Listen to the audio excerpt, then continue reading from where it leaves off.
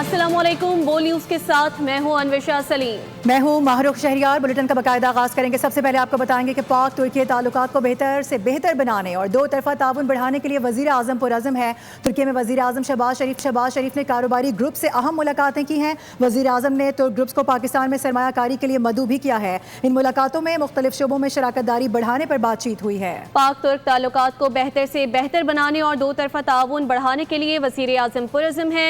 तुर्किया में शहबाज शरीफ ने कारोबारी ग्रुप से मुलाकात की है। वज़ीर आज़म ने तुर्क ग्रुप्स को पाकिस्तान में सरमायाकारी के लिए मदऊ किया। इन मुलाकातों में मुख्तलिफ शोबों में शराकत दारी बढ़ाने पर भी बातचीत हुई। पाकिस्तान में बैरूनी सरमायाकारी के लिए वज़ीर आज़म सरगर्म। दौरे तुर्किया में अहम पेशरफ्त हुई। वज़ीर आज़म ने नुमाया कारोबारी ग्रुप से मुलाकातें की। मुलाकातों में इक़्तिसादी ताउन बढ़ाने पर जोर दिया गया। वज़ीर आज़म ने पाकिस्तान और तुर्किया के गहरे बरादराना ताल्लुकात को उजागर किया और इन्हें मजबूत इक़्तिसादी और सरमायाकारी शराकत दारी में बदलने की अहमियत पर जोर दिया। वज़ीर आज़म ने तुर्क कंपनियों को पाकिस्तान के तरजीही शोबों में सरमायाकारी बढ़ाने की दावत दी।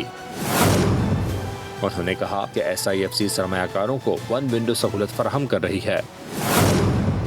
मुलाकातों में तवानाई, इंफ्रास्ट्रक्चर, IT और निजकारी के शोबों में मौक़ों पर भी गुफ्तगू हुई। वज़ीर आज़म ने चालक होल्डिंग और अलबैराक ग्रुप की पाकिस्तान में सरमायाकारी को सराहा। वज़ीर आज़म ने बंदरगाहों की जिद्दत, मैरीटाइम इंफ्रास्ट्रक्चर और लॉजिस्टिक के शोबों में सरमायाकारी बढ़ाने की तरगीब दी। उन्होंने पाकिस्तान की कनेक्टिविटी और तरक्की में तुर्क कंपनियों के किरदार को अहम करार दिया। वज़ीर आज़म ने कहा, पाकिस्तान में सरमायाकारी के लिए साज़गार माहौल मौजूद है। हुकूमत गैर मुल्की सरमायाकारों को हर मुमकिन सहूलत फराहम कर रही है।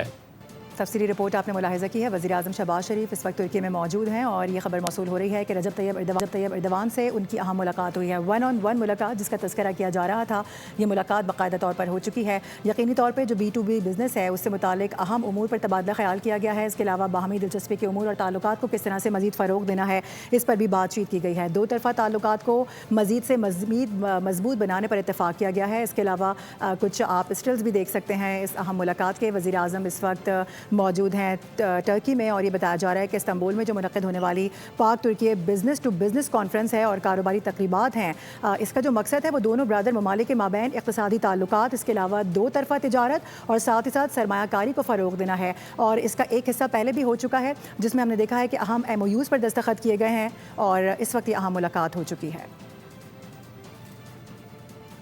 ईरान के शहीद रहबर को आखिरी अलविदा कहने के लिए आलमी रहनुमा तेहरान में जमा हो गए।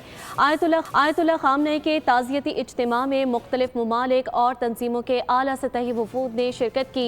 सऊदी अरब, अफ़ग़ानिस्तान, रूस, तुर्किया, इराक, हमास और इस्लामी जहाद के नुमाइंदगान ने तेहरान में हाज़िरी देकर ताज़ियत और ख़राज अक़ीदत पेश किया। ईरान के शहीद सुप्रीम लीडर आयतुल्लाह ख़ामनेई को आलमी रहनुमाओं का ख़िराज अक़ीदत। तेहरान में आयतुल्लाह ख़ामनेई के ताज़ियती इज्तिमा में आलमी शख्सियात और वफूद की आमद का सिलसिला जारी रहा। सऊदी अरब के नायब वज़ीर ख़ारजा वलीद बिन अब्दुल करीम ने अपने वफ़द के हमरा इज्तिमा में शिरकत की और ताज़ियत का इज़हार किया। फ़लस्तीनी मज़ाहमती तंजीम हमास के आला सतह के वफ़द में इस्माइल दरवेश, मूसा अबू मुर्ज़ोक, ज़ाहिर जब्बारीन, बासिम नईम और डॉक्टर खालिद क़दूमी शामिल थे। फ़लस्तीनी इस्लामी जहाद के सेक्रेटरी जनरल ज़ियाद अल नख़ाला भी तक़रीब में मौजूद रहे। अफ़ग़ानिस्तान की तालिबान हुकूमत के नायब वज़ीर आज़म मुल्ला अब्दुल गनी बरादर, वज़ीर ख़ारजा अमीर खान मुत्तकी ने भी ताज़ियती इज्तिमा में शिरकत की, जबकि तालिबान मुखालिफ रहनुमा अहमद मसूद भी तक़रीब में शरीक हुए। तकरीब में इराक़ी वज़ीर आज़म अली अल ज़ैरी की क़यादत में भी वफ़द ने शिरकत की। रूसी सलामती कौंसिल के नायब चेयरमैन की सरबराही में रूसी वफ़द भी मौजूद था, जबकि तुर्की के नायब सदर ने भी शहीद ईरानी रहनुमा को ख़िराज अक़ीदत पेश किया। आलमी रहनुमाओं और मुख्तलिफ ममालिक के वफूद की शिरकत को ईरान के साथ इज़हार यकजहती और सिफ़ाती अहमिल का हामिल इक़दाम करार दिया जा रहा है। और इससे पहले वज़ीर आज़म शहबाज शरीफ ने ईरान के सुप्रीम लीडर आयतुल्लाह अली ख़ामनेई की नमाज जनाजा और तदफीन की रसूमात में शिरकत की है।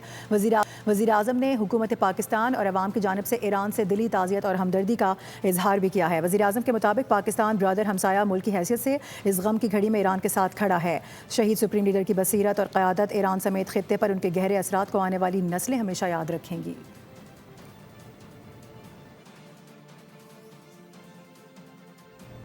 دوسری جانب امریکی محکمہ خارجہ کا کہنا ہے کہ امریکہ پاکستان میں ہونے والی دہشت گردی کے خلاف اس کے حق دفاع میں کی جانے والی کارروائیوں کی حمایت کرتا ہے۔ پاکستان کے عوام نے دہشت گردی کی جنگ میں بہت نقصان اٹھایا اور بے پناہ قربانیاں دی ہیں۔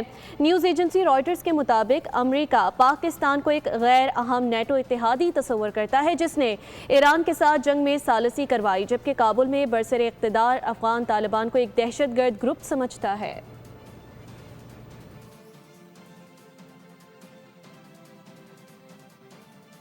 آگے بڑھتے ہوئے آپ کو بتائیں کہ امریکہ کے 250ویں یوم آزادی پر سفیر پاکستان رضوان سعید شیخ کا تہنیتی پیغام سامنے آیا۔ حکومت پاکستان اور پاکستانی عوام کی جانب سے امریکی عوام کو مبارکباد پیش کی گئی ہے۔ سفیر پاکستان نے کہا کہ امریکہ تعلقات 8 دہائیوں سے مختلف آزمائشوں پر پورے اترتے ہیں۔ دونوں ممالک کے درمیان معدنیات، توانائی، IT، زراعت، تجارت اور سرمایہ کاری کے شعبوں میں تعاون کے وسیع مواقع موجود ہیں۔